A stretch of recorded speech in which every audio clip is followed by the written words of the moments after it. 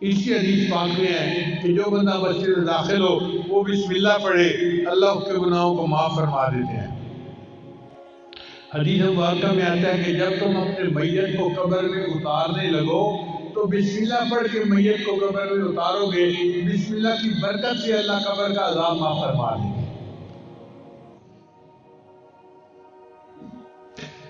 یہ اللہ کا نام اللہ کو بہت پسند ہے۔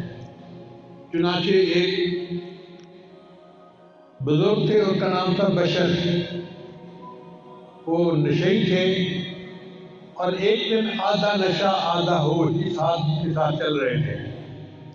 انہوں نے راستے میں ایک کاغذ پڑا ہوا دیکھا جس کے اوپر اللہ کا نام لکھا ہوا تھا، تو اس کو دیکھ کر وہ حیران ہوئے کہ کاغذ پر تو اللہ کا نام لکھا ہوا ہے اور یہ زمین کے اوپر پڑا ہے۔ انہوں نے اس کاغذ کو اٹھا لیا، اس کو جھاڑ کے صاف کیا اور اس کو اوپر کسی جگہ کے اوپر رکھ دیا۔ اللہ نے ایک ولی کو الہام فرمایا کہ بشر کو جا کر کہہ دو کہ تم نے میرے نام کو فرش سے اٹھا کر اونچا کیا، میں تمہارے نام کو فرش سے اٹھا کر عرش تک اونچا کر دوں گا۔ چنانچہ وہ امت کے بڑے اولیاء سے گزرے اور ان کا نام بشر حافی تھا۔ اللہ تعالی ہمیں بھی اس نام کی عزت کرنے پر اور اس نام کے قدر کرنے پر، اس کا ذکر کرنے پر ہماری پریشانیوں کو دور فرما دے، اور اللہ تعالی ہمیں بھی دنیا میں کامیاب زندگی عطا فرمائے۔